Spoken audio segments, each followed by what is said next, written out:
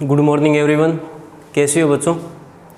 आज हम कर रहे हैं +1 क्लास का तीसरा चैप्टर अपवाह तंत्र या ड्रेनेज सिस्टम, जिसमें हम नदियों के बारे में पढ़ेंगे कि भारत के बारे में पढ़ेंगे, भारत की नदियों के बारे में कि भारत की नदियों की उत्पत्ति कहाँ होती है और ये अपना जल कहाँ पर विसर्जित करती है या कहाँ पर गिराती है। सबसे पहले हम इंट्रोडक्शन में पढ़ते हैं, पहले लिख देते हैं कि अपवाह तंत्र यानी कि बहना। अपवाह का मतलब होता है बहना। अब पहले इसमें बताया कि नदियों की उत्पत्ति कैसी होती है, या तो हिम के पिघलने से या फिर वर्षा के होने से। हिम के पिघलने या वर्षा के होने से जब जल है वो धरातल पर बहने लगता है तो वो सरिता या फिर नदियाँ कहलाती है। तो हिम के पिघलने या वर्षा के होने से प्राप्त अतिरिक्त जल है वो नदी, नालों, सरिताओं या वाहिकाओं के माध्यम से धरातल पर बहने लगता है। फिर यह वाहिकाएं ज़मीन में कटे हुए वे घाटी तल होती है जिनमें से जल धारा के रूप में बहता है। अब ये जैसे धरातल है तो जहाँ पर जल बहता है वहाँ पर एक गहरा स्थान बनता जाता है, यानी कि एक घाटी में या उस स्थान में गहरा गड्ढा हो जाता है जहाँ से जल बहने लगता है। आपने देखा भी होगा नदियाँ हैं वो निम्न स्थान से, निचले स्थान से बहती रहती है। अब है कि वाहिकाओं के अवरुद्ध या अस्पष्ट होने पर बाढ़ आना एक आम बात है। निश्चित वाहिकाओं के माध्यम से निश्चित बाढ़ कैसे जाती है, जैसे एक नदी है बह रही है, वर्षा अधिक हो गई, पानी की मात्रा अधिक हो गई, ये तटबंध है, ये टूट जाती है और वहाँ पर बाढ़ आ जाती है। निश्चित वाहिकाओं यानी कि निश्चित, जब पानी की एक धारा लगातार एक दिशा में बह रही है उसको हम क्या कहते हैं, निश्चित रूप से एक दिशा में बह रही है उसको हमें अपवाह कहते हैं। अब कई वाहिकाएं आपस में मिल जाती है, जैसे कि एक ये वाहिका है यानी कि नदी का छोटा रूप है वाहिका होती है, और अनेक प्रकार के और छोटी छोटी नदियाँ इसमें छोटी छोटी वाहिकाएं इसमें आकर मिल जाती है, तो ये के अपवाह तंत्र का रूप हो जाता है। वह संपूर्ण क्षेत्र जिस पर पृष्ठीय जल होता है, धरातल का ऊपरी धरातल का जल, या जो ये समतल भूभाग है इसके ऊपर का जल है, या हम जहाँ पर खड़े हैं इसके ऊपर जो जल बहता है इसको पृष्ठीय जल बोलते हैं। पृष्ठीय जल के निकास मार्ग, पृष्ठीय जल के निकास का मतलब होता है धरातल के ऊपरी भाग का जल है उसका निकलना। एक ही दिशा में हो तो अपवाह द्रोणी या अपवाह बेसिन कहलाता है। अब इसने एक सिंपल सी बात कही, एक संपूर्ण क्षेत्र, जैसे कि एक संपूर्ण एक क्षेत्र है, यहाँ पर वर्षा हो रही है, चाहे बर्फ पिघल रही है, यहाँ पर पानी की मात्रा अधिक हो गई। अब इस क्षेत्र का पानी है जो एक दिशा में इसका निकास हो रहा है, ये निकल रहा है, किसके माध्यम से निकलेगा, एक वाहिकाओं के माध्यम से, अनेक वाहिकाएं हो सकती है, या एक बड़ी नदी के माध्यम से ये बाहर निकल सकता है। वो क्या कहलाता है, अपवाह द्रोणी या अपवाह बेसिन। क्या कहलाएगा, ये पूरा का पूरा जो क्षेत्र है ना ये अपवाह बेसिन कहलाएगा। ये पूरा का पूरा क्षेत्र है अपवाह बेसिन या अपवाह द्रोणी, क्योंकि इस पूरे क्षेत्र का जल है वो वाहिकाओं के माध्यम से बाहर जा रहा है। अब कई बार क्या होता है कि दो नदियाँ हैं, उनके बीच में एक ऊंचा उठा हुआ भाग होता है, एक क्षेत्र होता है जिसको कि जल विभाजक कहते हैं। एग्जाम्पल जैसे कि एक गंगा नदी है, गंगा नदी इधर निकल जाती है, यानी कि निकलती तो दोनों ही उत्तराखंड से ये गंगा नदी है, गंगा नदी। और एक जो यमुना नदी वो भी उत्तराखंड से निकलती है, वो इस प्रकार से बहती हुई आखिर मिलती क्यों मिलती है, क्योंकि दोनों के बीच में कौन ये क्षेत्र, ऊंचा क्षेत्र कौन सा है, सहारनपुर कहाँ पर है, उत्तर प्रदेश में। तो सहारनपुर है उत्तर प्रदेश में, दोनों के सहारनपुर के आसपास का क्षेत्र ऊंचा क्षेत्र है, तो गंगा नदी इसके पूर्व से बहती है सहारनपुर के, और यमुना नदी है वो पश्चिम से बहती है। तो ये जो बीच में सहारनपुर है या ऊंचा क्षेत्र है, ये दो नदियों के बीच में जल विभाजक का कार्य करता है, जल को बांटने का कार्य करता है, तो ये जल विभाजक कहलाता है। फिर इसने कहा है कि जल संभर कहा जाता है। जल संभर वास्तव में छोटी नदियों और नालों द्वारा अपवाहित क्षेत्र होता है। समस्त क्षेत्र वहाँ से एक बड़ी नदी जल ग्रहण करती है। अपवाह क्षेत्र, बड़ी नदी जल ग्रहण कैसे करती है, ये गंगा नदी है। अब गंगा नदी कहाँ से जल ग्रहण कर रही है, उत्तराखंड से। अब यहाँ पर अनेक छोटी छोटी नदियाँ भी तो इसमें आकर मिलती है। आरंभ में कोई गंगा नदी इतनी बड़ी नहीं है जितनी हरिद्वार के निकट देखते हैं। इसमें भागीरथी और अलकनंदा दो नदियों का संगम भी होता है। शुरू में भागीरथी और अलकनंदा नाम की नदियां हैं, ये गंगा नदी संगम होता है हरिद्वार के निकट, तब जाकर इसको गंगा नदी कहा जाता है। इससे पहले छोटी छोटी अनेक नदियां भी इसमें मिलती है। और वह समस्त क्षेत्र जहाँ से नदी अपना जल ग्रहण करती है, इस पूरे क्षेत्र से, जिस क्षेत्र से नदी अपना जल ग्रहण कर रही है, इस पूरे क्षेत्र को अपवाह क्षेत्र कहा जाता है। अपुआ का मतलब है बहना होता है।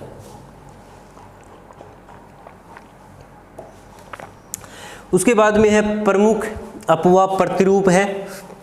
कोई नदी है, एक मुख्य नदी है, उसके अंदर दूसरी नदियाँ आकर किस प्रकार से मिलती है।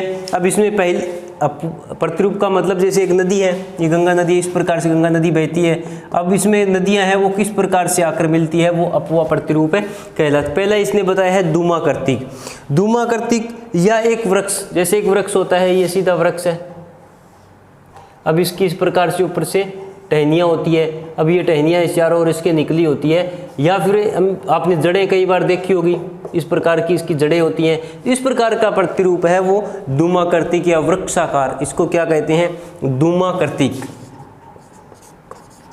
धूमा कर्तिक या इसको वृक्षाकार भी लिख सकते हैं, वृक्षाकार प्रतिरूप भी लिख सकते हैं। अब गंगा नदी का इस प्रकार का प्रतिरूप है, यहाँ पर अनेक प्रकार से इसमें आकर नदियाँ मिलती है, दोनों ओर से मिलती है नदियाँ। तो जिस प्रकार की जड़ें हैं इसी प्रकार की आकृति इसकी बन जाती है। अब दूसरा है अर्य प्रतिरूप। दूसरा कौन सा है, अर्य। अर्य प्रतिरूप, दूसरा है अर्य प्रतिरूप। एक क्षेत्र विशेष है, ये कोई पहाड़ हो गया, पर्वत हो गया, जैसे कि ये अमरकंटक। अमरकंटक पर्वत है मध्य प्रदेश और छत्तीसगढ़ में। अमरकंटक पर्वत से 3 नदियाँ निकलती है, पश्चिम की ओर नर्मदा, उत्तर की ओर सोन और पूर्व की ओर महानदी। अब एक क्षेत्र से 3 दिशाओं से नदियाँ निकलती है तो वो कहलाता है अर्य। एक ऐसा क्षेत्र जिसे चारों ओर से नदियाँ निकलती, चारों ओर से नदियाँ जाती हो या निकलती हो, वो कहलाता है अर्य प्रतिरूप कहलाता है। तीसरा इसने कहा है जालीनुमा। कौन सा कहा है, जालीनुमा प्रतिरूप। अब जालीनुमा जिस प्रकार एक नदी है उससे सभी नदियां अगर समकोण पर मिलती है, वो इस प्रकार की आकृति से मिलती है, वो जालीनुमा प्रतिरूप कहलाती है। और ऐसी बहुत सी नदियां हैं जो जिसमें छोटी छोटी नदियां हैं वो समकोण पर मिलती है। जैसे मुख्य रूप से पश्चिमी घाट। अब पश्चिमी घाट की नदियां इस प्रकार, एक नदी, एक 2-3 नदी दक्षिण से 2-3 नदी उत्तर से आकर मिल गई तो जालीनुमा प्रतिरूप हो जाता है। और एक होता है अभिकेंद्री प्रतिरूप। अब अर्य और अभिकेंद्री एक दूसरे के विपरीत है। चौथा कौन सा है, अभिकेंद्री प्रतिरूप। अब अर्य में हमने क्या पढ़ा था, अर्य में हमने पढ़ा था बीच का क्षेत्र है, नदियाँ चारों ओर से निकल रही है। अभिकेंद्री क्या होता है, ये बीच का क्षेत्र है, चारों ओर से नदियाँ आकर इसमें मिल रही है।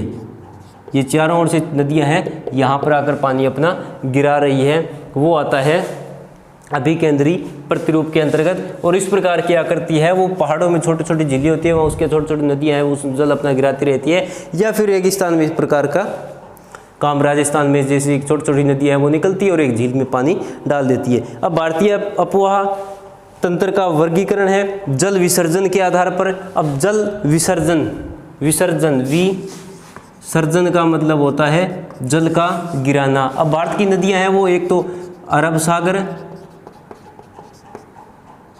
पहला अरब सागर, और दूसरा अपना जल किस में गिराती है, बंगाल की खाड़ी। 2 क्षेत्रों में अपना जल मुख्य रूप से गिराती है। विसर्जन का मतलब होता है जल का गिराना, विसर्जन कहलाता है। 2 क्षेत्रों में अपना, एक तो अरब सागर और बंगाल की खाड़ी मुख्य रूप से 2 क्षेत्रों में अपना जल गिराती है। अब इसने कहा है कि ये अपुआ तंत्र दिल्ली कटक अरावली। अब दिल्ली कटक अरावली यहाँ से शुरू होता है अहमदाबाद से, और अहमदाबाद सीकर जयपुर यहाँ से निकट से होता हुआ दिल्ली तक चला जाता है। तो ये दिल्ली, अब इसके एक लाइन है इस प्रकार से, ये हमें लाइन मिलेगी। इसके पश्चिम की नदियाँ है अरब सागर में जल गिराती है, और इस लाइन से दिल्ली अहमदाबाद यहाँ से पश्चिमी घाट, इससे पूर्व की नदी है वो बंगाल की खाड़ी में अपना जल गिराती है। और मैप में एक लाइन है, बिल्कुल कट मार के लाइन एक लगाई भी गई है भारत के बीच से। इसके पश्चिम की नदियाँ है अरब सागर में, और पूर्व की नदी है बंगाल की खाड़ी में अपना जल गिराती है। अब कुल अपुआ क्षेत्र का 77% भाग है वो बंगाल की खाड़ी में, क्योंकि बंगाल की खाड़ी में बड़ी नदियाँ अपना जल गिराती है मुख्य, जैसे कि ब्रह्मपुत्र है, गंगा, महानदी, गोदावरी, कृष्णा, कावेरी, स्वर्णरेखा, ये बड़ी नदियाँ अपना जल गिराती है। अरब सागर में कम नदियाँ क्यों है, क्योंकि मुख्य रूप से सिंधु नदी है।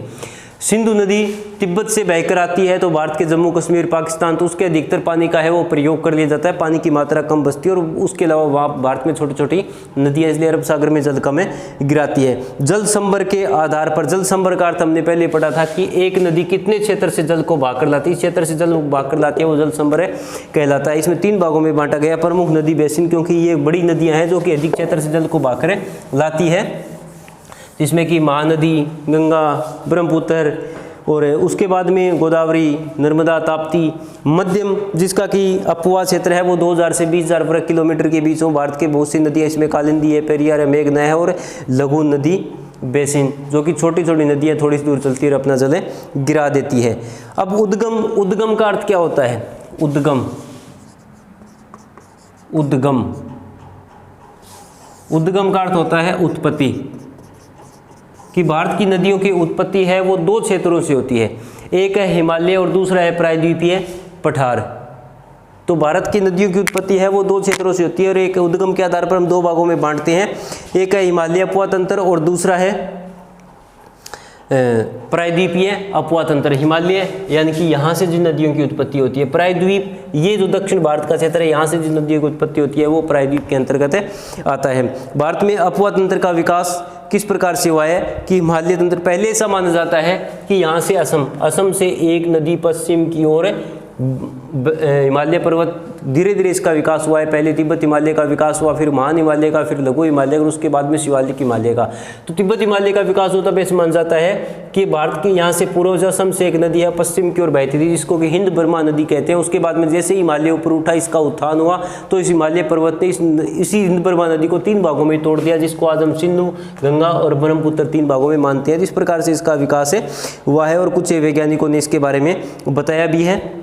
अब भारत में नदी तंत्र की बात, हिमालय अपवा नदी तंत्र की बात करते हैं तो 3 हिमालय के अपवा नदी तंत्र है। पहला है सिंधु, उसके बाद में गंगा है और फिर है ब्रह्मपुत्र। अब सिंधु नदी की बात करते हैं, विश्व के सबसे बड़ी नदी तंत्रों में से एक है। सिंधु नदी कहाँ से निकलती है? ये देखो यहाँ पर है तिब्बत, ये तिब्बत है, ये पूरा पूरा क्षेत्र है तिब्बत है। यहाँ पर एक झील है राक्सताल, राक्सताल नाम की झील है, यहाँ से नदी निकलती है सिंधु नदी। अब यहाँ से सिंधु नदी है, ये तिब्बत से बहती हुई फिर जम्मू कश्मीर में प्रवेश कर जाती है, उसके बाद में पाकिस्तान में प्रवेश कर जाती है। तो हमें बताना है कि सिंधु नदी कहाँ से निकलती है। सबसे बड़ी नदी तंत्रों में से एक है, हिमालय की सबसे पश्चिमी नदी है और इसका अधिकतर 1947 की विभाजन के बाद में अधिकतर इसका भाग है वो पाकिस्तान में चला गया, क्योंकि अधिकतर इस नदी का जो अपवा क्षेत्र है वो पाकिस्तान में है। अब इसकी सिंपल बताना है, इसकी लंबाई बतानी है हमें 2880 किलोमीटर। भारत में 1114 किलोमीटर बहती है और पाकिस्तान और सिंधु, भारत और पाकिस्तान के बीच में